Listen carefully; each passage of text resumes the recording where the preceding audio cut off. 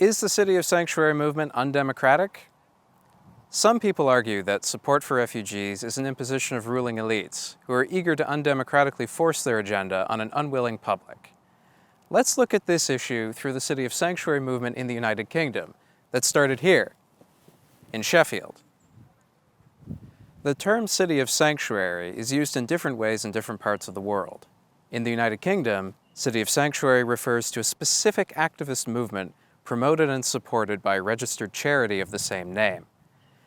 The aim of the City of Sanctuary movement is to foster a culture of hospitality for people seeking safety in the United Kingdom, especially refugees fleeing war, religious persecution, and ethnic violence. A district that takes on sanctuary status makes an open-ended commitment in this regard.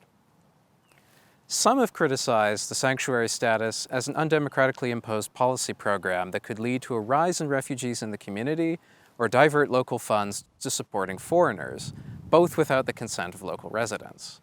Let's look at the facts and see if that's true. First of all, it's simply false that refugees flock to districts that adopt sanctuary status. The Home Office decides where refugees must settle. Refugees themselves usually have no choice in where they live. It's true, however, that any district that takes its sanctuary status seriously will take action to assist those refugees who are assigned there. The question then is whether this agenda is being implemented undemocratically.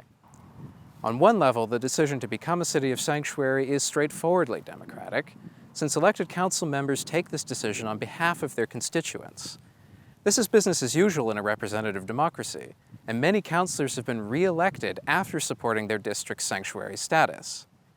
But of course, elected officials can sometimes be out of step with what their constituents actually want. Maybe councillors who support sanctuary status are out-of-touch elites who are defying their constituents' wishes. But this is also false. Sanctuary status is only ever adopted after a significant showing of grassroots support.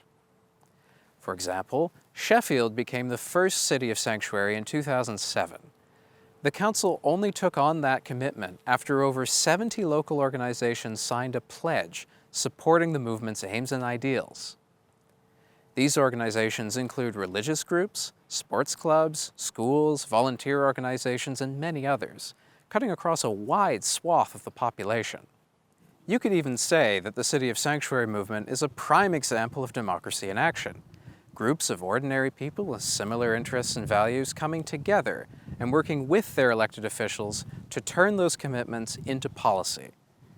Even as some people grow more anxious about immigration to the United Kingdom, many communities remain highly supportive of those fleeing violence and persecution. The City of Sanctuary movement is just one sign of that support.